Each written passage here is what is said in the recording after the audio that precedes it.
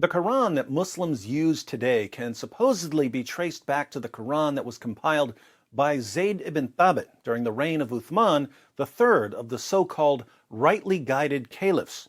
But we shouldn't forget that Zayd compiled the Quran twice, once during the caliphate of Abu Bakr, the first of the rightly guided caliphs, and later during the caliphate of Uthman. Interestingly, the two editions of the Quran compiled by Zayd ibn Thabit were not the same. They didn't have the same number of words. They didn't even have the same number of verses. Clearly, if the same man couldn't collect the same Quran twice, the perfectly preserved Quran is about as miraculous as this perfectly preserved human being. We're going to look at an example of how Zayd's first edition of the Quran was different from his second edition of the Quran. But before we go to the hadith, let's listen to Sheikh Yasir Qadhi as he explains the historical background. In fact, what happened was, after the death of the Prophet Muhammad, peace be upon him, the Quran was compiled within 2 years after his death. And so the official compilation took place when every single one of the major companions of the Prophet, peace be upon him, were still alive. Abu Bakr convinced Zayd ibn Thabit to collect the Quran after much of the Quran was lost due to Muslims dying in battle. But the only purpose of this Quran was to preserve the Quran in case more Muslims died in battle. But this official recension of the Quran was not made obligatory upon the entire caliphate, upon the entire Islamic nation. And people would simply copy with their own hands any copy that they had. And obviously human errors occurred. Obviously when you have 6th, 7th, 8th generation copyists, anybody at home who knows how to read and write is just copying the Quran, obviously errors are going to creep in, and there's no question that there were variances, spelling mistakes. Hats off to Dr. Qadhi for admitting that there were textual variants among the early Quran manuscripts. So you can imagine in a society that's very Bedouin in nature, very illiterate by and large, the religion is coming in, educating the people, you're going to get a lot of variations. And people began noticing this is just not right. But we have an official Quran, we have the official recension that was done by the first caliph. So the third caliph, Uthman, made a very simple decree. And he said, look, anybody who wants a copy of the Quran has to copy it directly from the master copy. Which master copy? The master copy compiled during the caliphate of Abu Bakr, or a new master copy? And to facilitate this, Uthman made a number of master copies from the original one. And he sent one master copy to every major city in the Islamic province. And this master copy was kept in the Grand Mosque of the city. Notice, a number of master copies were produced from the original master copy. Dr. Qadhi makes it sound as if these were simply copies of the first Quran Zayd produced. As usual, however, Dr. Qadhi isn't giving us the whole story. But he's already admitted that Muslims had copies of the Quran with various mistakes, so what happened to those? And from then on, anybody who wanted a Quran was free to go to the master copy and copy it directly from the original copy that was in the main mosque of the city. Therefore, when this was done, Uthman then said, anybody who has a private collection, anybody who has his own handwritten Quran that's 7th, 8th, 9th generation away, you need to dispose of it. And how is it disposed of? The way that you dispose of Qurans is you burn them. So Abu Bakr decided to have Zayd ibn Thabit put together a master copy of the Quran. There was no obligation for other Muslims to follow this copy. Muslims made their own copies of the Quran, and since Muslims were making their own copies from memory or from copying someone else's copy, differences crept into the text. Uthman saw the problem, and he decided to make some copies of the master copy so that everyone's copies would match. And naturally, Uthman ordered Muslims to hand over their error-filled personal copies in order to completely standardize the text. That's the Sheikh Yasir Qadhi version of events. As is often the case when Muslim scholars explain the history of the Quran, however, there are holes in the narrative. Let's read a few passages from Sahih al-Bukhari, and we'll start to see the problem. Sahih al-Bukhari, 4679. Narrated Zayd bin Thabit al-Ansari, who was one of those who used to write the divine revelation, Abu Bakr sent for me after the heavy casualties among the warriors of the Battle of Yamama, where a great number of Qurra, those who know the Quran by heart, were killed. Umar was present with Abu Bakr, who said, Umar has come to me and said, the people have suffered heavy casualties on the day of the Battle of Yamama, and I am afraid that there will be more casualties among the Qurra at other battlefields whereby a large part of the Quran may be lost unless you collect it. And I am of the opinion that you should collect the Quran. Abu Bakr added, I said to Umar, how can I do something which Allah's Messenger has not done? Umar said to me, by Allah, it is really a good thing. So Umar kept on pressing, trying to persuade me to accept his proposal till Allah opened my bosom for it, and I had the same opinion as Umar. Zayd bin Thabit added, Umar was sitting with him, Abu Bakr, and was quiet. Abu Bakr said to me, you are a wise young man, and we do not suspect you of telling lies or of forgetfulness, and you used to write the divine revelation for Allah's Messenger. Therefore look for the Quran and collect it in one manuscript. Look for the Quran? I thought they all knew it. By Allah, if he, Abu Bakr, had ordered me to shift one of the mountains from its place, it would not have been harder for me than what he had ordered me concerning the collection of the Quran. I said to both of them, how dare you do a thing which the Prophet has not done? Abu Bakr said, by Allah, it is really a good thing. So I kept on arguing with him about it till Allah opened my bosom for that which he had opened the bosoms of Abu Bakr and Umar. So I started to search. He had to search? I thought they all had it memorized. I started to search for the Quranic material and to collect it from parchments, scapula, leaf stalks of date palms, and from the memories of men who knew it by heart. I found with Khuzaymah 2 verses of Surat at-Tawbah, which I had not found with anybody else. And they were, verily there has come unto you a messenger, Muhammad, from amongst yourselves, i.e. whom you know well. It grieves him that you should receive any injury or difficulty. He, Muhammad, is anxious over you to be rightly guided. Verse 9, 128. The manuscript on which the Quran was collected remained with Abu Bakr till Allah took him unto him, and then with Umar till Allah took him unto him, and finally it remained with Hafsa, Umar's daughter. Notice a few things from this passage. First, the reason Umar suggested collecting the Quran into a book was that the Muslims who had parts of the Quran memorized were dying in battle.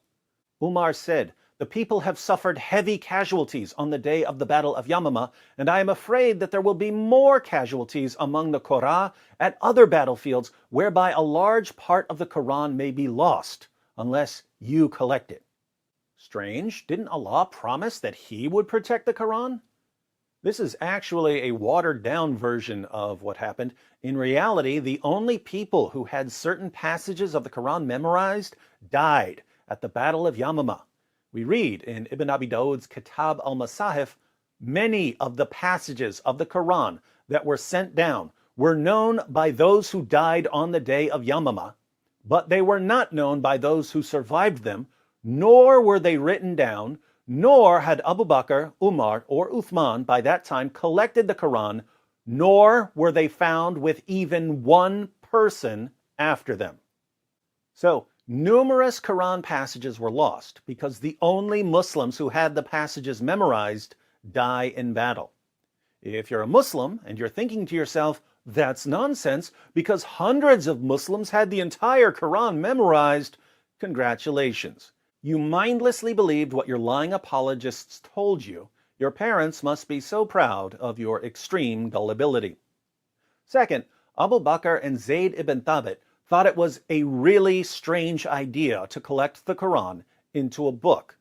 They had no concept of collecting the Quran into a book, but they decided that it's better than losing more of the Quran. Third, Zayd says that he knew it would be extremely difficult to collect the Quran. He says, by Allah, if he, Abu Bakr, had ordered me to shift one of the mountains from its place, it would not have been harder for me than what he ordered me concerning the collection of the Quran. But if Muslims today are correct and tons of early Muslims had the Quran memorized word for word, wouldn't it be pretty easy to make a manuscript of the Quran? I'm starting to notice that what Muslims today say about the Quran is totally different from what the early Muslims said about the Quran. Fourth, collecting the Quran was a messy process. Zayd says, "So I started to search for the Quranic material and to collect it from parchments, scapula, leaf stalks of date palms, and from the memories of men who knew it by heart." Now wait a minute. Shouldn't Zayd ibn Thabit know the Quran by heart? Why would he need parchments and scapula and leaf stalks and other people? Why? Because the modern Muslim narrative is complete nonsense. Fifth, contrary to today's narrative, Zayd admits that there were parts of the Quran that he could only find with a particular Muslim. He says, "I found with Khuzaymah 2 verses of Surat at-Tawbah which I had not found with anybody else." Here again, if so many Muslims had the Quran perfectly memorized, wouldn't Zayd have been able to find these verses with lots of Muslims? Wouldn't he know the verses himself? And yet he only found them with one man. Strange. But this isn't really the point of this video. We're about to see that Zayd's original Quran is not the same as today's Quran. Sahih al-Bukhari, 4987. Narrated Anas bin Malik, Hudhaifa bin al-Yaman came to Uthman at the time when the people of Sham and the people of Iraq were waging war to conquer Armenia and Azerbaijan. Hudhaifa was afraid of the people of Sham and Iraq, differences in the recitation of the Quran. So he said to Uthman, "O chief of the believers, save this nation before they differ about the book, the Quran, as Jews and the Christians did before them." So Uthman sent a message to Hafsa saying, "Send us the manuscript of the Quran so that we may compile the Quranic materials in perfect copies and return the manuscript to you." Hafsa sent it to Uthman. She sent Zayd's original Quran to Uthman.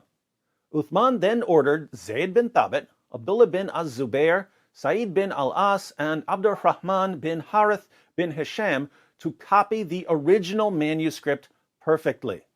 Uthman said to the 3 Qurayshi men, "In case you disagree with Zayd bin Thabit on any point in the Quran, then write it in the dialect of Quraysh as the Quran was revealed in their tongue."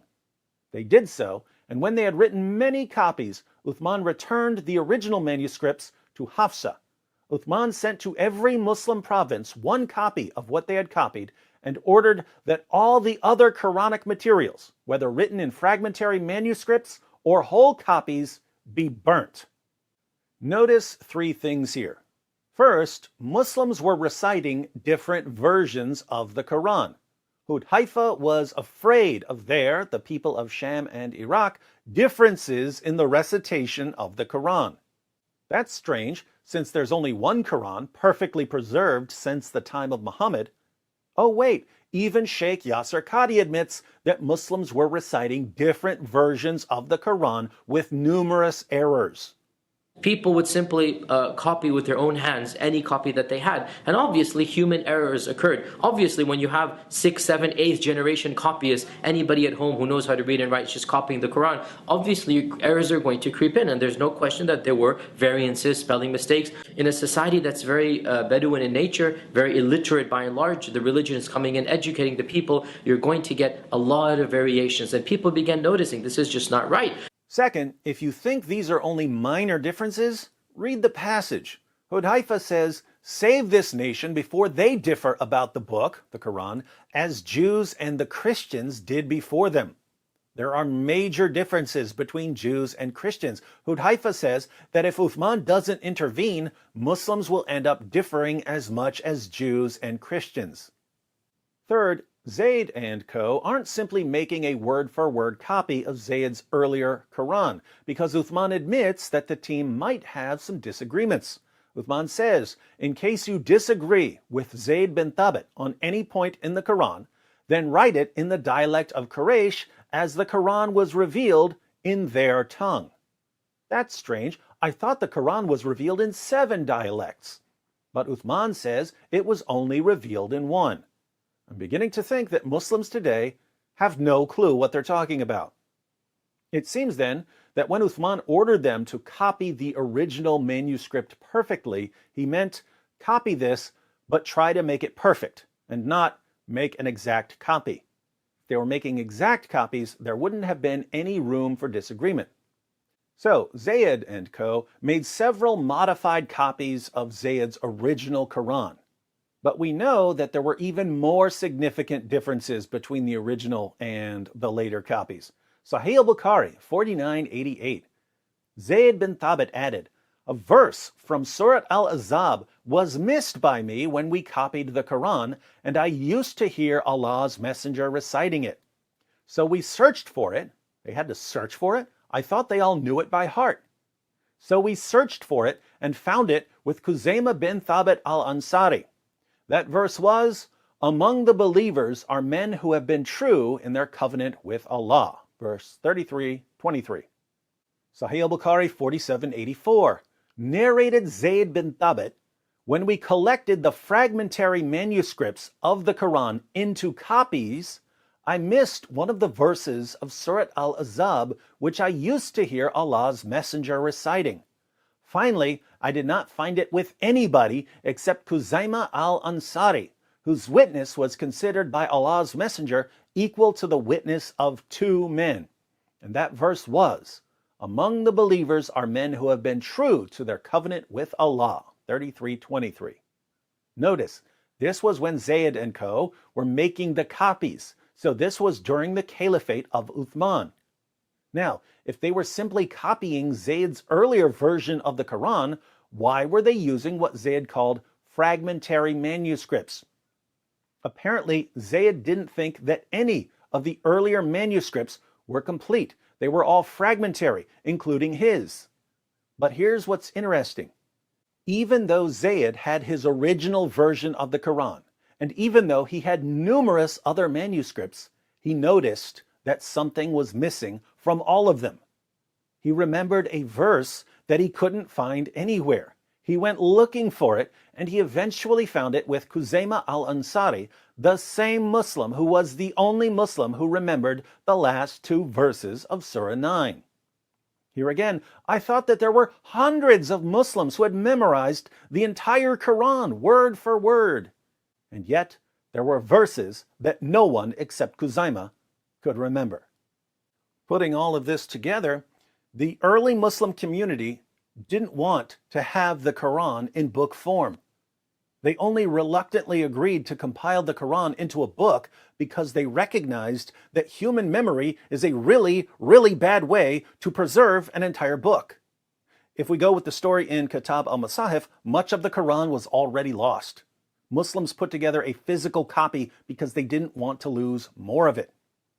If we go with the watered-down story in Bukhari, we can still see that Muslim leaders were extremely worried that they would lose parts of the Quran unless they had a physical copy.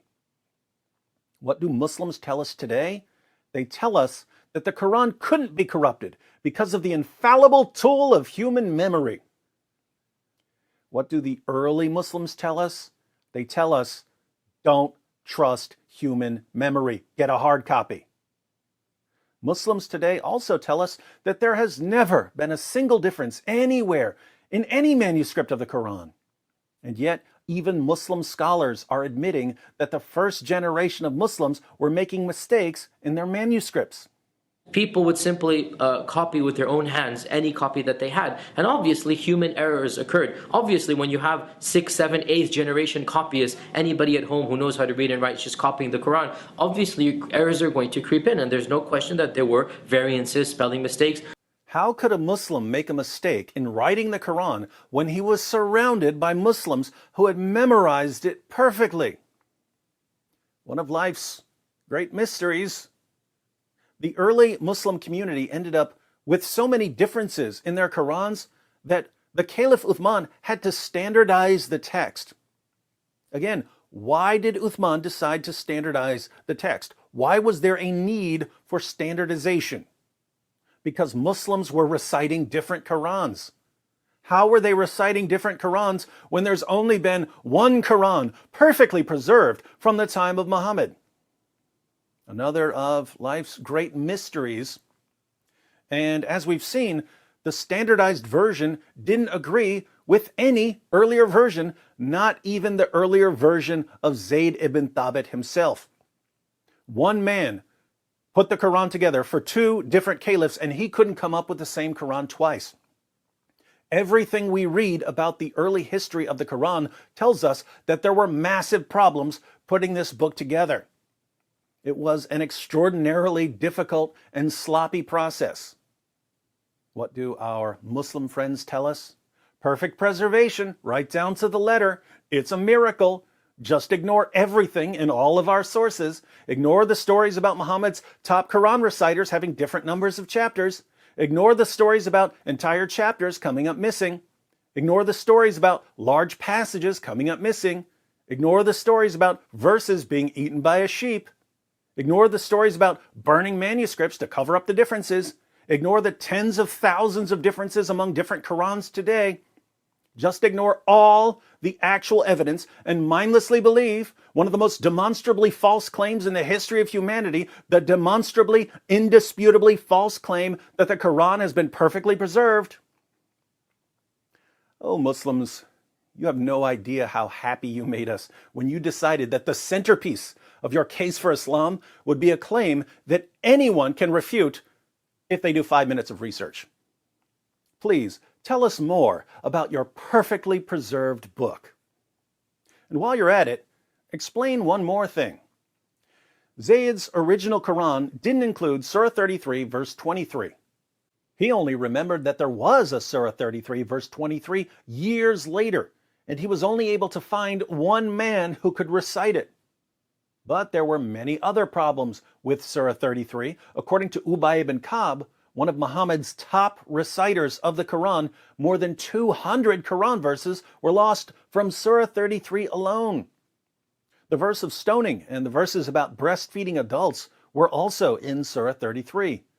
These verses are no longer in there because Aisha had the only copy and her sheep conveniently ate it. So tell me, why did Surah 33 cause so many problems for the early Muslim community when there were supposedly so many Muslims who had memorized the entire Quran? If you don't know what I'm talking about right now, be sure to watch my video, 200 plus Quran verses missing from a single chapter. We need you to explain all of these problems with Surah 33 so that we don't continue thinking that there are holes in the narrative. You don't want us thinking that there are holes in the narrative, do you?